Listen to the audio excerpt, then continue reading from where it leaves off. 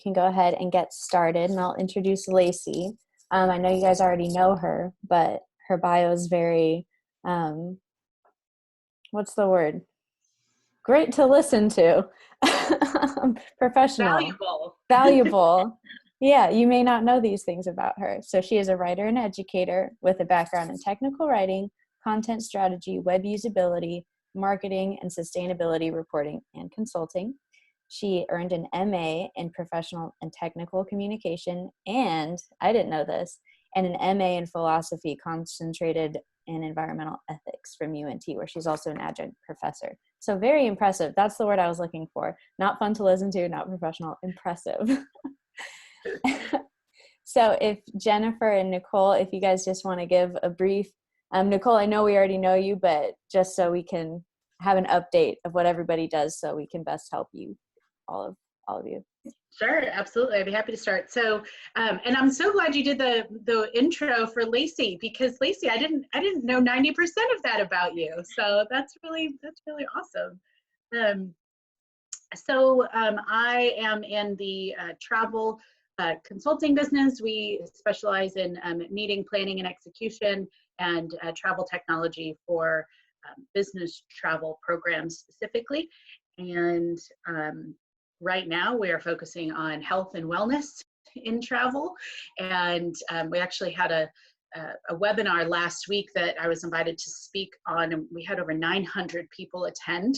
And there was a overwhelming request for the app that I built back in 2014.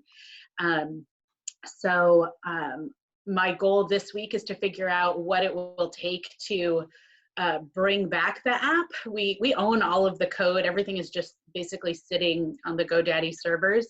And anyway, I'm excited and nervous, and it's a great opportunity, but I don't know what I don't know, because we had someone hired, we had outsourced the building of the code.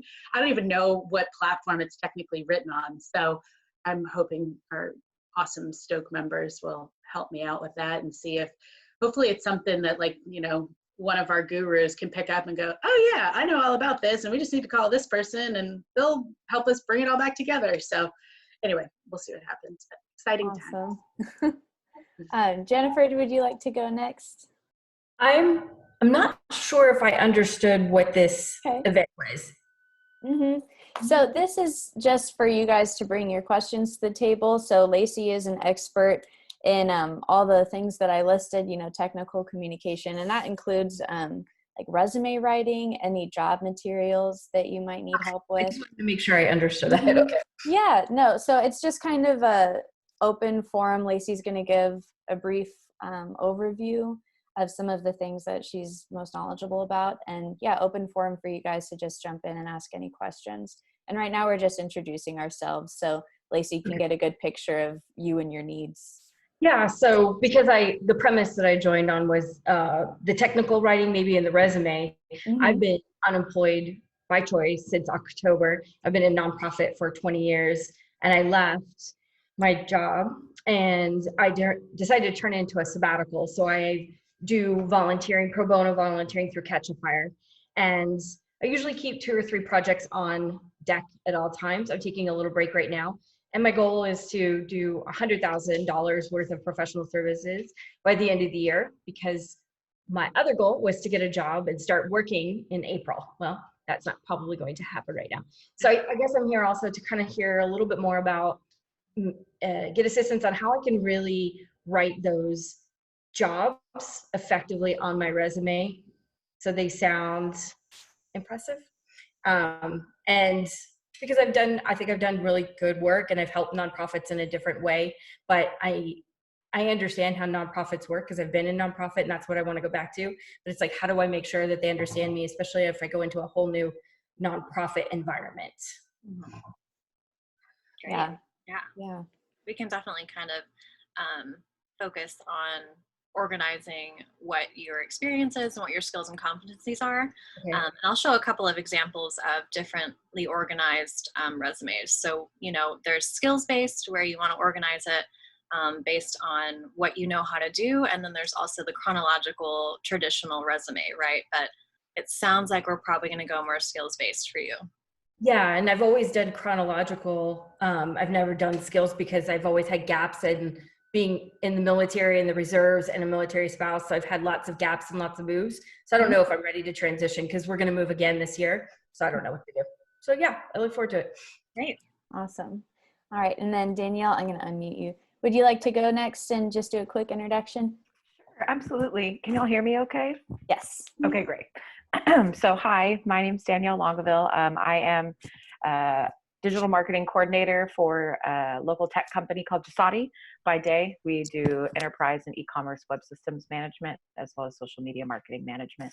And by night, I am a nights and weekends member at Stoke for a podcast we run called What the Femme Podcast, where we interview femmes, queers, and other members of marginalized genders on their creative outlet, how they got there, and what femme means to them. So I am really just here to learn today. You know, I'm trying to grow the podcast in my nighttime, not work time, and obviously we're going to be looking to build the team. So I'm really just here to learn from you, Laci, and hear how you talk about all these things. So yeah, and then provide any insight if you have. Obviously, Laci, this is you and your floor and your table, but we've got knowledge back here with Jasati if you need any of it. Awesome. Okay, Laci, the floor is yours. Thanks. So what I want to do this morning is just go through how I fell into technical communication, and then the foundations and specializations of technical communication, and how we can apply those to formatting your job materials, really organizing and emphasizing what it is that you want, and align that with what employers are wanting, or those people who are seeking good candidates for those positions. So as Madi said, hi Heather. As Madi said, I earned my MA in technical communication, and that was kind of a crossover with earning my MA in philosophy. I work at Stoke as our marketing and member coordinator. I teach technical writing 2700 for UNT online, and I teach English comp for Cedar Valley College online. So those things came out of my love of technical communication, and then just sharing these skills with people entering the workforce at any point in their careers. English composition came from the kind of crossover between philosophy and technical communication, but those are things I really enjoy doing. Prior to these things, I worked as a sustainability consultant using my technical communication skills. That kind of came out of presenting about technical communication and completing a sustainability tracking assessment and rating system report. And then UT Austin called me up and said, hey, we have to do this huge report. We don't want to do it.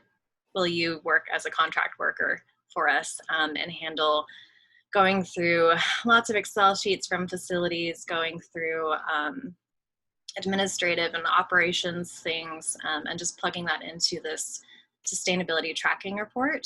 And where technical communication came in is this all needed to be really succinct. This all needed to be really accurate. And this needed to follow kind of the criteria of what this national reporting standard was. So it's called STARS. It's for ASHE, the Association for Advancement of Sustainability in Higher Education. So those are some of the things that I've done.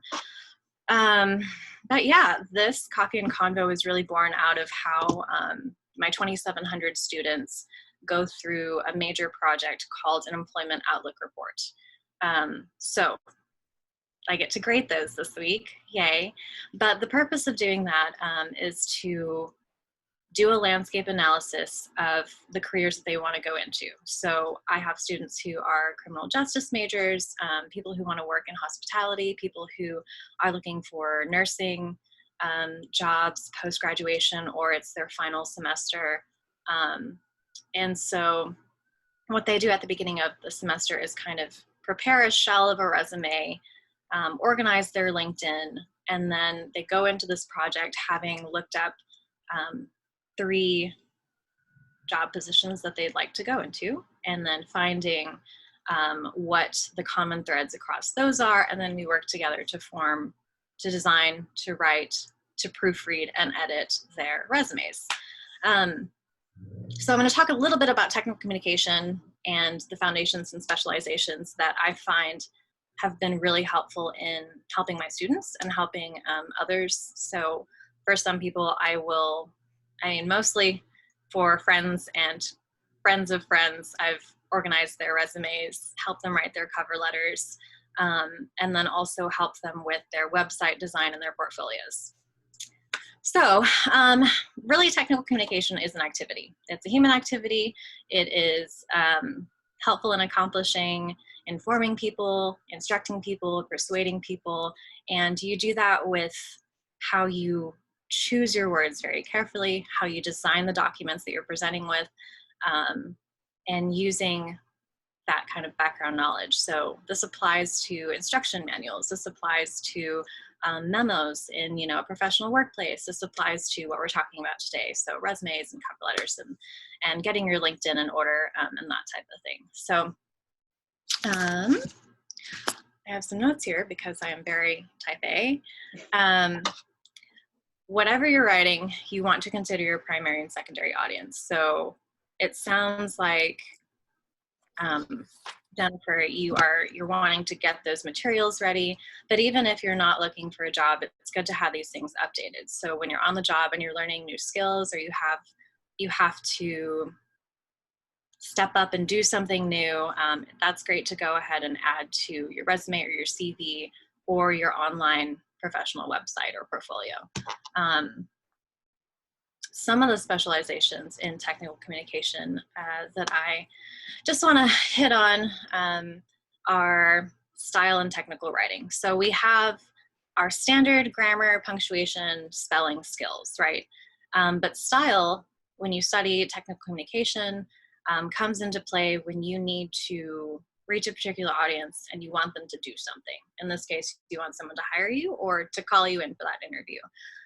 Style really goes into choosing the right words, parallel structure. So when you're looking at a resume, you're looking at bullet points often if it's a traditional resume, and even if it's skills-based or chronological, you want each of those bullet points to begin the same way. So you want to be consistent with your verbs.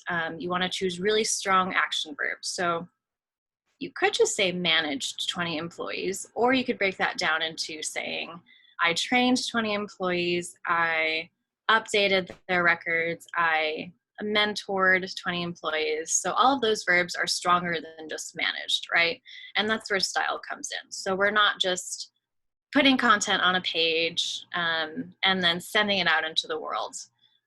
You also want to think about content strategy. So with your resume and with your cover letter and with your LinkedIn, the content for those job materials will be different, but they will have that common thread of, I am a professional, here are my skills, and this is what I'm putting forth. Another field of technical communication that has been really helpful is just design. So when you're thinking about design, there's a lovely acronym.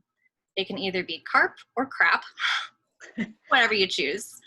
The C stands for contrast. So when you're looking at a document, you want to have headlines. You want things to be broken up into chunks. You want to know what section is what. The R stands for repetition. So your I is going for, okay, I know this is a heading. I know this will contain the person's job title, the time that they did this, and where it was done. And then the A stands for alignment. So you're going to want to indent. You're going to want to keep headings kind of to the right. Sometimes you'll center things, not on your resume. And then proximity is the P. So that stands for how close things are to each other. And I have a few examples to go through. But again, I just want to open this up for any questions that y'all have. So almost done here with the whole spiel. Yeah, so I am going to screen share and pull up some examples here. I didn't want to spotlight any of my students or anyone that I've done anything for, so I've chosen my own resume. Here is your super standard, traditional, chronological resume. This is from 2017. Here's a little bit about me that I didn't mention. I tutored high schoolers for some time. Fun, good stuff. But you'll see here the elements of design for that resume that I was talking about. So we have contrast with the title. You know there are headings, so this is repeated throughout. So your eye knows where to look. The average employer only looks at a resume for about 30 seconds, and they're skimming. So that first third is really important. If you can think about what it is that they want and drop that into your summary, they will be more inclined to spend more than that 30 seconds on your resume. Over on the right side here is kind of a design element that, for me and for people who know that like 30-second rule, I want the employer to see my education. So I'm going to drop it in on the side in that kind of top third, so they at least will be able to take a look at that. So there's education here, projects. So again, kind of talking about skills-based, Jennifer, if you know there were some major projects that you're proud of and that they're really good numbers to attach to, that may be something that you want to drop into your resume column-wise. And this resume, let me think, it was straight out of grad school, and I just put in all the content that I could, because I was fishing for work here. But that was 3 years ago. And so it went through another iteration of, okay, so I'm looking for right now,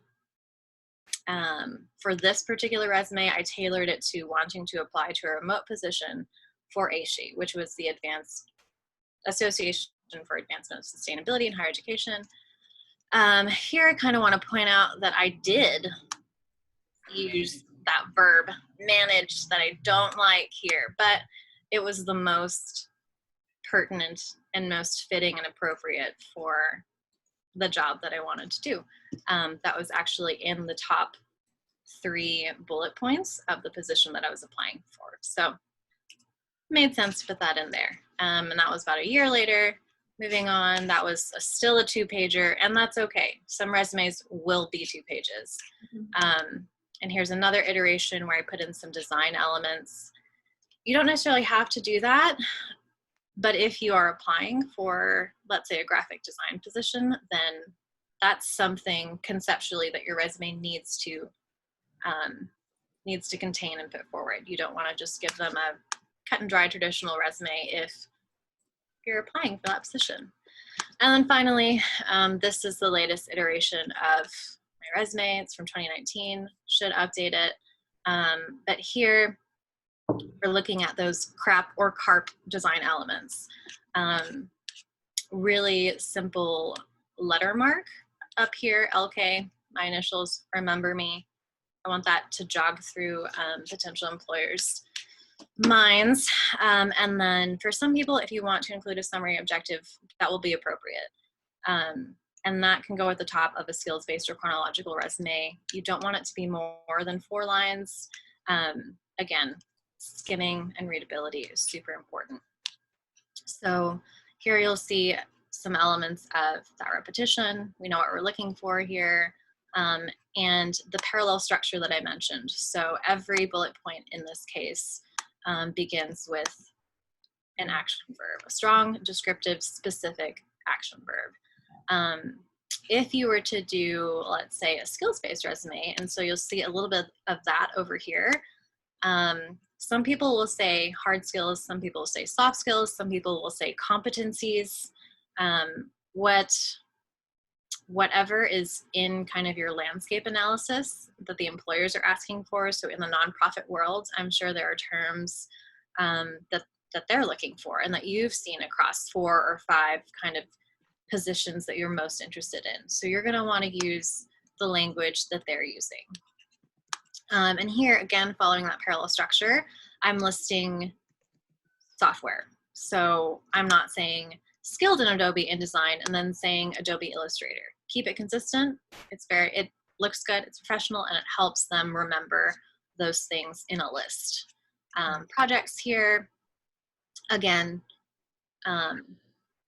that's kind of just, I haven't had to use this resume, but I updated it. So projects, keeping with that parallel structure, having to do with what I'm saying in my summary here, writer, educator, technical communication professional. So website build, content strategy, content development, those types of things. some more stuff. And then education, lower, because now there's all this other information that I want that the potential employer to see. So those are some examples. I do not have a skills-based resume pulled up. I'm going to stop my screen share here. Oh, hi, Terrence. Welcome. Yay. But let's see. Yeah. So you can kind of imagine what it would look like if you were to start with your skills rather than a chronological order experience type thing. My partner actually worked in the nonprofit world for about 5 years. And as good partners do, I have looked at his resume and helped him kind of identify the skills like raising money, right? Like how many people were reached through what events. Another really strong point that you want to remember for resumes or really any kind of, let's say you're doing a report or a progress report or something like that, numbers matter. So if you raised $2,000, that's still going to jump out at someone when they're looking. If you worked for 15 years in blank, that number is important to note as well. So those things are kind of what you want to brainstorm. Whenever I do a resume or cover letter or kind of job consult with someone, I ask them a list of about 10 to 15 questions about their accomplishments in that field, the job that they're looking for, the job that they came from, what skills. So what exactly did you do? You know, did you, let's see, track and report things? Did you develop something new? Did you raise blank? Did you design things? What did you maintain? Who were you in charge of? So all of those who, what, when, or why questions go into that big brainstorming dump. And then we start to organize the information and think about how we want it structured. So yeah, I mean, the foundations of technical communication, the purpose of it is, you know, to apply that critical thinking, structure information, to inform, instruct, or persuade. And in the case of job materials, you want to inform and persuade someone to call you up for that interview. Yeah, I think I covered everything that I wanted to. I'll open up for questions. Yeah.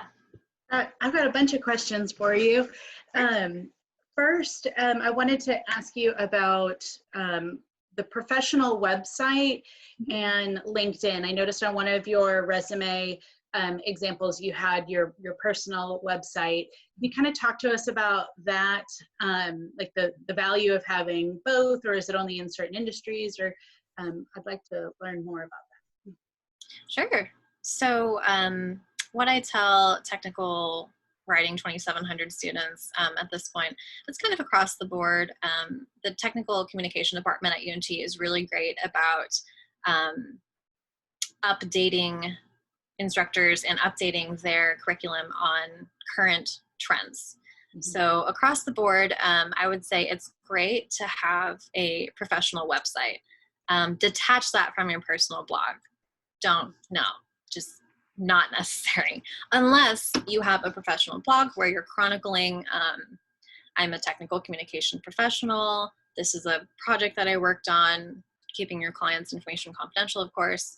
And you can link back to your LinkedIn. So we're seeing, it's strange, I think, that LinkedIn is kind of making this comeback. But people will search for you. People will try to network with you. And often, right, so when you meet someone new, sometimes you'll look them up on Facebook and think, oh, okay. At a networking event, you might think, all right, I'm sure they're on LinkedIn. I want to follow their company. I want to follow them. So keep that updated. I guess I didn't really go into what should be in your LinkedIn profile, but you don't want it to just be a spit up of your resume. That's not what LinkedIn is for. It's a great place to attach a link back to things that you've worked on, let's say websites. You can also upload some work samples. So that's really great. It does something for you that just your resume doesn't have the capacity to do, right? Your resume is a single living document. You're going to send it as a PDF. You're going to send it off digitally or hand it to someone. But with your LinkedIn, you're able to use that more dynamically. So you can list your job positions, but you can also put in more of a narrative tone, right? So people are still looking for in your resume that the bullet points, right? They want to know, okay, do they meet what I'm looking for? Do they meet that criteria? With your LinkedIn, you can use sentences. You can put your voice into it and then upload a PDF or upload a graphic or link to a website or someone that you worked with, and you can ask for recommendations as well. So you're able to put in your education, you're able to put in the different jobs that you've worked in, but you're also able to ask peers and colleagues for recommendations, which is a great tool. It's social proof, right? It's credibility. So you can do that on your LinkedIn. It's a great tool if you just want to build up your professional credibility. Mm-hmm. My next question, it relates to the gaps in the resume, something that Jennifer had kind of mentioned earlier. Is there a shift? Do you see a shift that especially in this strange time of coronavirus, that do people are employers looking for that back to back to back? Or like, I don't know, is it problematic if there is a gap? I feel like socially it's less of a problem because people make personal life decisions to take a sabbatical or to have children or to, trade roles with partners or whatever it might be. What's your thoughts on that? What are your thoughts? Yeah, so a couple of thoughts. I think that really does depend on what industry you're in, right? If you are going for a hard-hitting corporate job, then those gaps maybe you don't want to have those gaps. Secondly, if you do have those gaps, there are things that you can do with the content that you provide them being, right, your potential employers with your resume.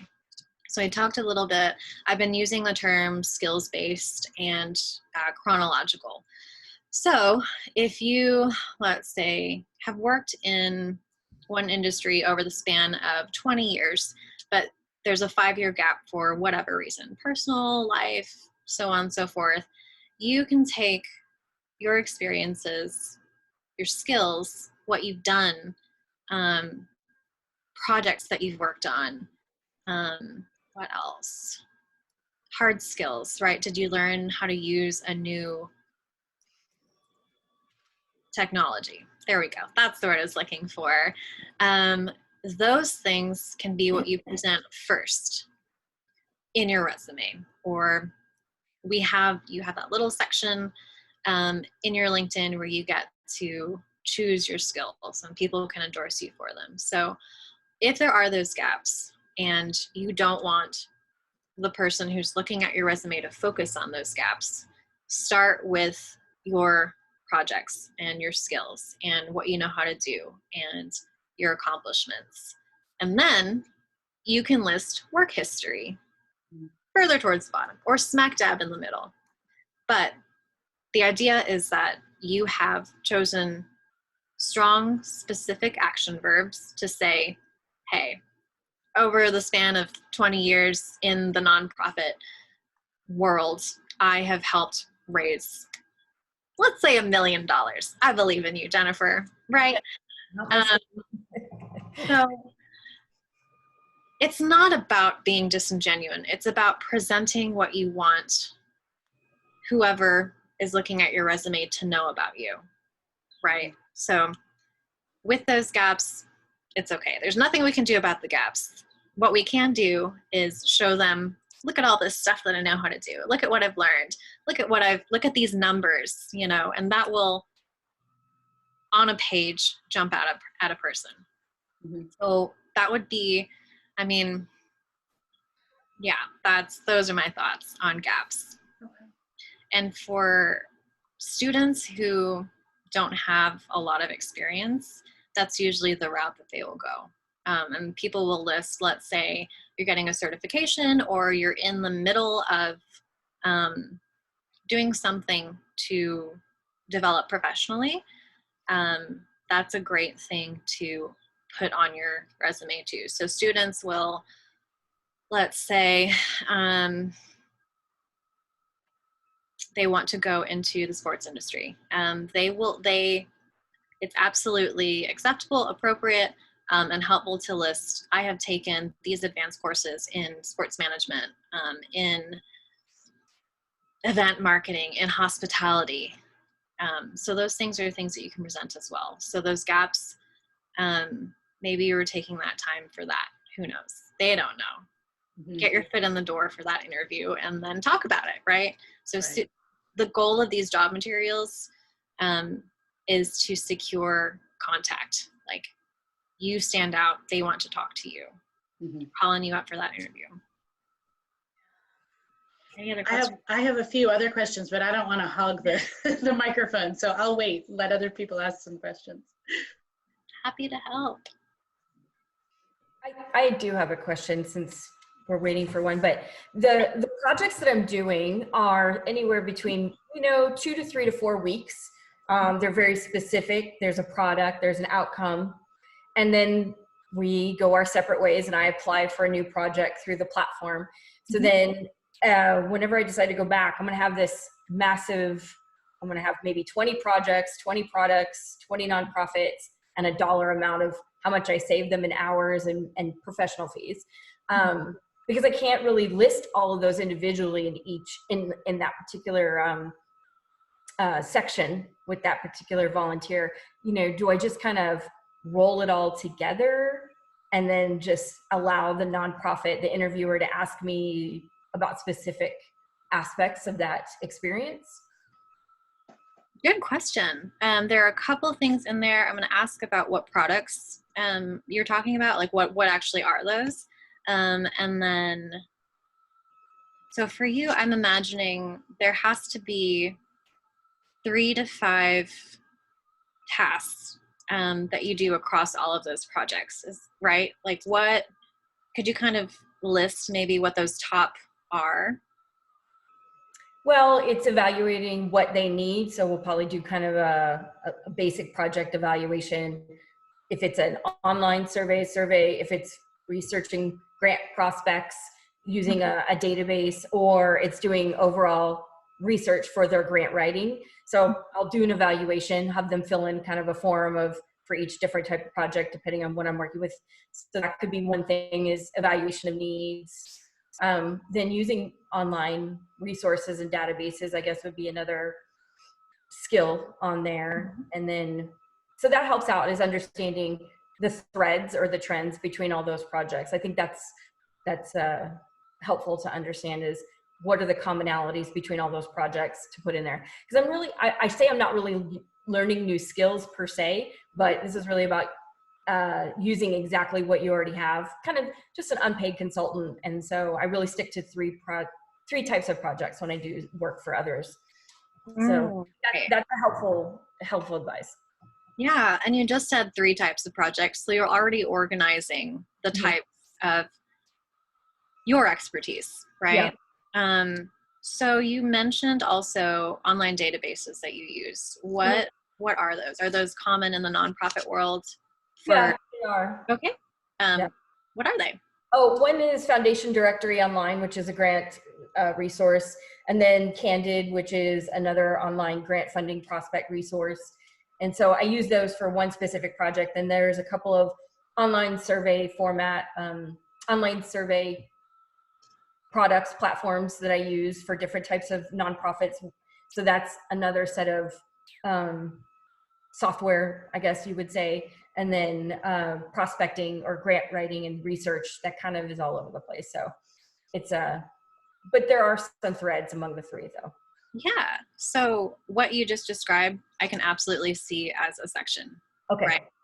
Right. Somewhere it could be, if you want it to, depending on what you're looking to get, right, as your next job, then you can make that major if they are looking for someone who's well versed in that software and in those databases that you're describing. If they're looking for someone who, so you said you, what is it that you do related to grant writing and grants? Well, I either do all the research that they can use to go in their grants, like updating all of their statistics and data so that they have it to put in their grants to write, or I do prospect research using the databases to find the right funder for them. Mm-hmm. Great. So That is a the very research component in all three of those projects. mm-hmm. So that's a big deal for them. Awesome. I mean, it's sounding like, depending on what they're looking for, grants that you have helped nonprofits gain, if that's not confidential information, right? Yeah, I don't know. And that's a thing. My next step would have to be going back to all these nonprofits and asking them, how did my work help them a month later? So we'll have to follow up with them and say, how did my work help you, if at all? So because I do write my bullets, what did I do? How did I do it? And what was the outcome? And I don't have that information yet. So I will have to go back and revisit and find out how my work has helped them. It is a lot of work. I mean, you have to like gather, like, what is it that I did? And, you know, who did I talk to? What were my relations? Was I, you know, what did I direct this, or was I support for what I did? And it's sounding a lot like it sounds like you could put together your personal website. So even in that one document, your resume, if you're not able to include, and you know, you really shouldn't include all of the things that you've done in your resume, right? You can put that together in your professional website. And when you reach back out to the nonprofits that you've worked with, you can ask them for a recommendation on LinkedIn. And it's a couple of sentences. Some people will even ask you to craft one yourself, and they'll edit it for you.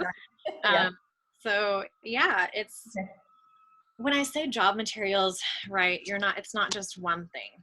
You're not just doing the work to write out your resume. You are presenting yourself cohesively across platforms.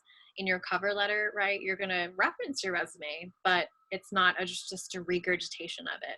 You're going to want to focus on, you know, a project or an experience that is relevant to what the employer is asking for, the job posting is asking for. So it's kind of a package, you know, resume, cover letter, LinkedIn, professional website, portfolio.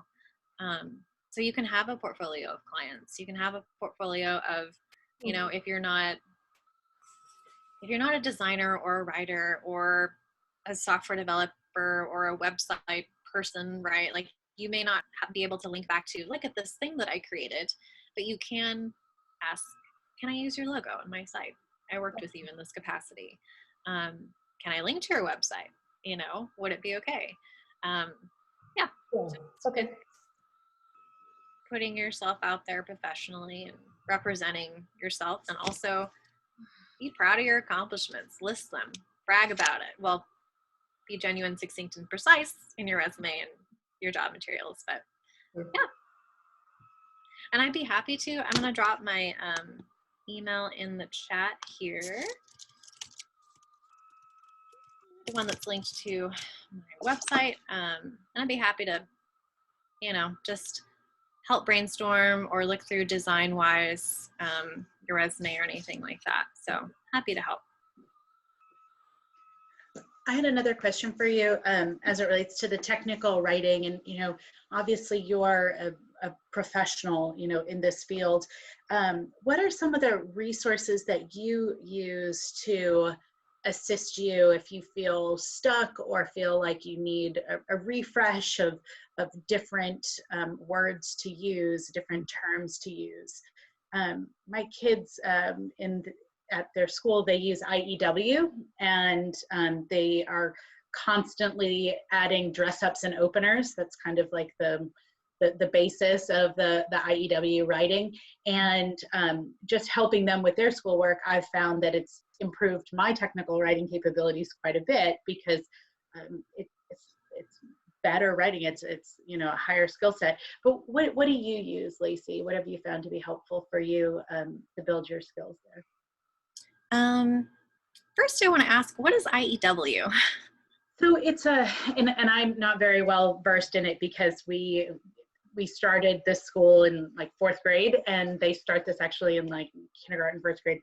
But it's a basis of writing that uses, like I said, dress ups and openers. So strong adjectives, strong verbs, using ly prepositional phrases. They call it. There's a set of 6 different openers and dress ups that they have to use consistently. And so when they start out using the model, the teachers will say, okay, 1 dress up and 1 opener per paragraph, and then it increases. Mm-hmm. And it allows you to structure your sentences in a more interesting way.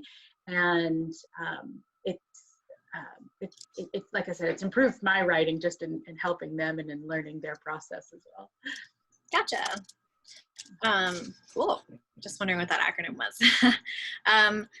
So, wow, some resources. I started talking a little bit about, or I just did a quick overview of the specializations in technical communication. So, right, there's that broad umbrella of technical and professional communication.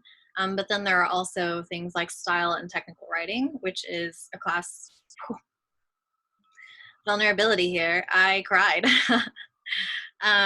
My professor was great, but with style, so these are the 2, or this is the book that I used in grad school, Style, Lessons in Clarity and Grace.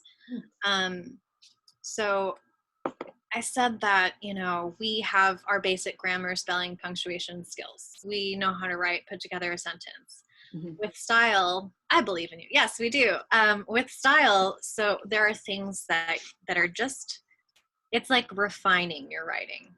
So we use style when there's 10 principles for writing clearly, and that's what style is about. So eloquence isn't about using, lofty language and speaking poetically. Eloquence is about getting your message across simply and clearly.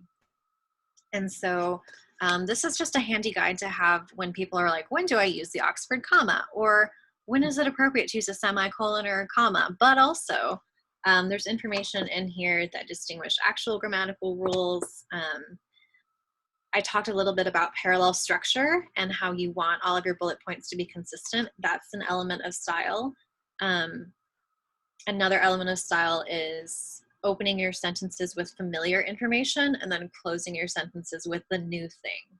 So that is an element of style, and that is a way of communicating clearly, whether it's, if you are talking to someone or writing to someone and you want to talk about this new skill that you've learned, you should put familiar information to them at that beginning of the sentence and then relate it to the new thing that you're talking about. It just helps prevent confusion and the conversation flows smoothly or the reading flows smoothly. Things like that, like concision, clarity, and fluency are elements of style, writing clearly and concisely that we don't necessarily get to in our English comp classes or things like that through, our usual education going through high school or early college or stuff. So this book is by Joseph Williams and Joseph Isa. I just realized they have the same first names. Oh, look, little Vortman sticker. And then this, The Elements of Style, is what I recommended. Yeah, I see you nodding, Jennifer. It's college material 20 years ago. Okay. Sorry. Oh, I still look at it today. And I recommend it to my students. If it's not something that has been part of your life, or if you've never heard of it before, it can even be an entertaining read, because some of these sentences, some of these things are, when was this written? 1935. Oh wait, no, 1860. It's timeless. It's timeless. But it truly, it helps. Yeah. Was the first book called just Style? Style, Lessons in Clarity and Grace. Okay. And then I have some other recommendations. They're on a shelf back there. So some things, let's say, you just want to continue to improve upon with design in your life. Design is another graduate course that I took with Dr. Erin Fries, actually. She is speaking for a lunch and learn on Thursday on usability. But in terms of design, that acronym CRAP, for grad school, CRAP was the appropriate acronym. What we did in that course was to iterate. So the resumes that I shared with you, 2017, 2018, 2018, 2019, you have to let your writing or your resume or your cover letter ferment. Give it 24 hours and come back to it. You cannot just push it out there. On that same note, for every single job that you apply for, go through that resume and tailor to what that job is looking for. So when I said landscape analysis about positions or job postings, if you know what position you want, look at 5. What are the top 3 bullet points that they list for duties or responsibilities? That's what you need to focus on. And then when you go through your resume, rearrange those bullet points to match, rearrange your skills to match that landscape analysis that you did. So you did the research, you know what you're talking about, you know what they want, you know what verbs they're using and their adjectives. That's going to jump out to them. Or it should, depending on how big their organization is and who's hiring. But yeah. So let's see. There is a book called Designing for Non-Designers, and another one called White Space is Not Your Enemy that I'll refer to when I'm just kind of in a slump. Or just like, I don't know how to design this. I'm tired of looking at the same thing. So I'll just kind of flip through it and think, all right, I need to chunk white space here. I'm actually not aligning things correctly, or there are way too many colors in here. This isn't a document that people can use. I didn't go into using color for your resume, but I used green because my alma mater is UNT. But if you don't want to go over 2 to 3 colors in your resume, you want to use them consistently. And something that stuck with me from Erin Fries, who taught design, is you can go bold with your design when it's appropriate. So make it big and make it loud when it's the time to do it. That goes for your professional website as well, and what you design. So yeah. Long answer to your question, but great. I appreciate it. Yeah, this was on the shelf at Stoke, but I brought it home with me because I love it. But yeah, I can absolutely send kind of a list of what I reference.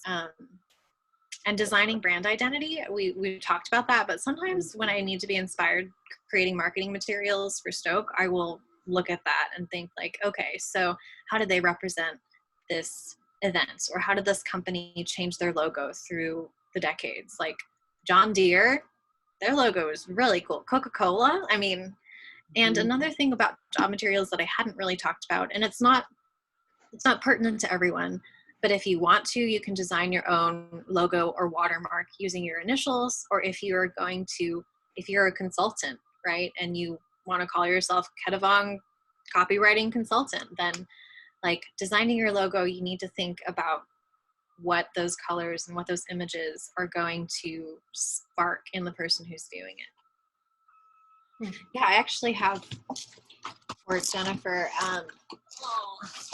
designing brand identity. This is also something that I keep nearby, just for inspiration, because sometimes you do kind of hit a wall when you're creating or writing. And, that's not something that, it's not something that we've ever discussed in nonprofit. We're kind of, I'm sure all of you are familiar with nonprofit. We don't really have HRs. We just try to find the person that'll do the most work for the least amount of money, and who can wear all the hats. And so it's weird to think about branding yourself, because I know my specialty in nonprofit after 20 years of doing it.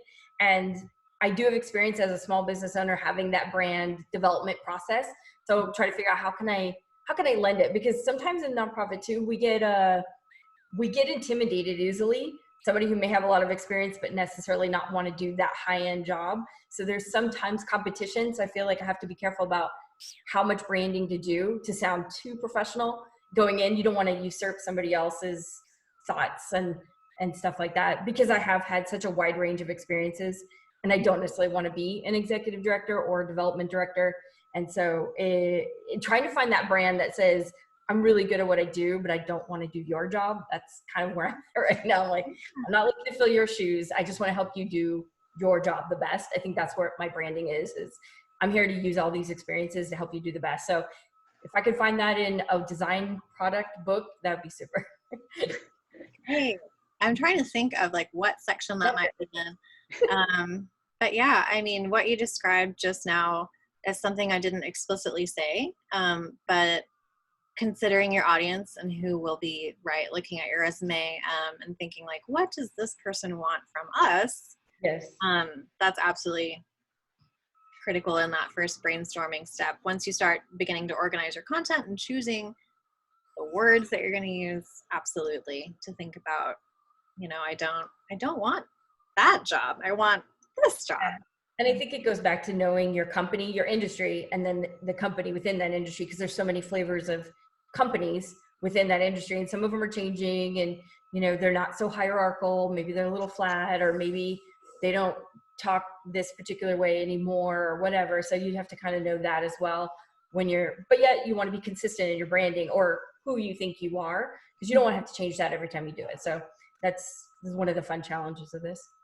Yeah, absolutely. And again, here to help. Laci, Kettavong @gmail.com is my other email, not my Stoke email. And that's kind of where I just point people to if they just want help with brainstorming and taking, with that process of creating, it's hard to self-edit. It's hard to self-proofread.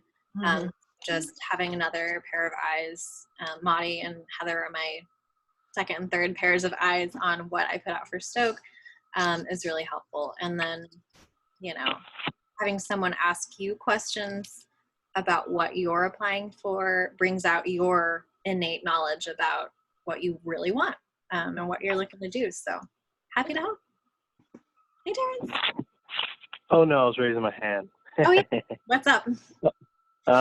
Should a person include like personality tests? I know, what is that? Like the ENJ stuff. You know what I'm saying? Yeah, that is, I would say, a little unconventional. I've seen it in email signatures, and I'm all for personality tests because, in some workplaces, like they'll have you do Strengths Finder or the Enneagram test or the Myers-Briggs to see how you'll fit in with their company culture or their team. That might go under, if you have, let's say, a soft skills section in your resume, that could go there. So when I say soft skills, we're talking, you could say leadership or project management, or I'm trying to think of how that would fit into parallel structure, though, just to list your Enneagram test. I don't know. Yeah, good question. I have never seen that on a resume. So short answer, it's not something that we typically do, but that would pique my interest as a hiring person. I'd be like, oh, okay. Maybe just include it in your email signature. Yeah. Thank you. Yeah. Thank you all. Thank you all for the excellent questions. My brain is going now. I'm ready for the day. Yeah, let's get started, right? Yeah. Bring up your resumes. Yeah, I learned a lot. I have notes written down and everything, and y'all asked really great questions too, that I didn't even think about, but really helpful stuff. Can I ask one last LinkedIn question real quick? Go for it. So now I'm like so motivated because I know my LinkedIn is dated and I've ignored it for at least the last 5 years, but I get constant pings on it because it's prevalent in the hospitality industry. And I had my identity crisis that we've talked about before because of my different clients. So I've just left it, but now it's time. Is there one like particular setting or anything, Laci, that you would recommend that we turn off when we're going to go through this like LinkedIn overhaul for our profile? Like, I don't know the platform that well in terms of like, is it going to ping every person that I'm connected to that I've updated something, and then I've updated another thing and another thing? Do you know what I mean? Is there like a setting or something, or should I dig in and figure out what all the settings are to turn off just until I get everything updated and then send one update out? That's a good question. Yeah, like in the interest of not pinging everyone, I'm trying to think.